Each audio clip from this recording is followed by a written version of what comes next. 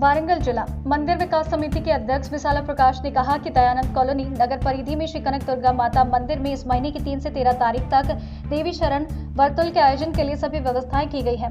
Warangal Dayanand colony के कनक दुर्गा मंदिर परिसर में आयोजित एक संवाददाता सम्मेलन में मंदिर विकास समिति के अध्यक्ष विशाला प्रकाश ने कही।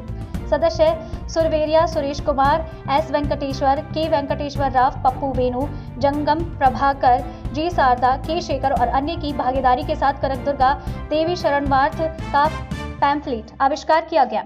इस अवसर पर विशाला प्रकाश ने कहा कि पिछले 30 सालों से 3 अक्टूबर से 13 अक्टूबर तक मंदिर में भव्य रूप से पूजा अर्चना की जाएगी। उन्होंने कहा कि देवदया राज्य वन विभाग के मंत्री कोंडा सुरेखा तीसरे उद्घाटन कार्यक्रम में भाग लेंगे। तेलंगाना वरंगल नवभारत समाचार से कैमरामैन महेंद्र के साथ अक्रम की रिपोर्ट। ఉత్సవాల కోసం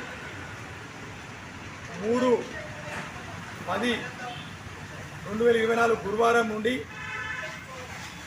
12/10/2024 శనివారం వరకు దేవి శరన్నవరాత్రి మహోత్సవాలు ఘనంగా నిర్వహించేందుకు ఏర్పాటు చేశాం।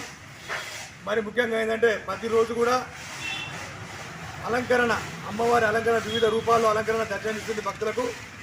రోజు కూడా నవచండీ హోమం ఏర్పాటు చేస్తూ ఉన్నాం ఆలయ కమిటీ పక్షాన।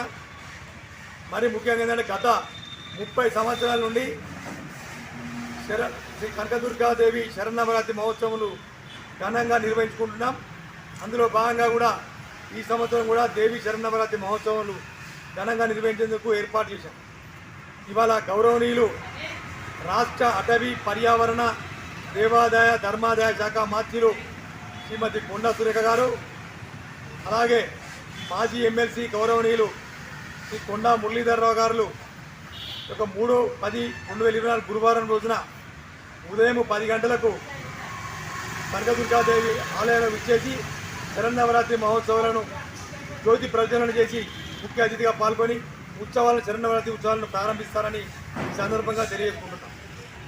మరి ముఖ్యంగా ఏంటంటే ఇవాళ ఈ యొక్క కనకదుర్గమ్మ తల్లి కోరిన కోరికలు ఇచ్చే కనకదుర్గమ్మ తల్లి ఇవాళ వాస్తవంగా చెప్పాలంటే ఈ అమ్మవారిని ఎక్కడి నుంచి వచ్చి చాలామంది కూడా భక్తులు మొక్కులు సమర్పించున్నారు। వారి కోరిన కోరికలు ఇస్తారు అమ్మవారు।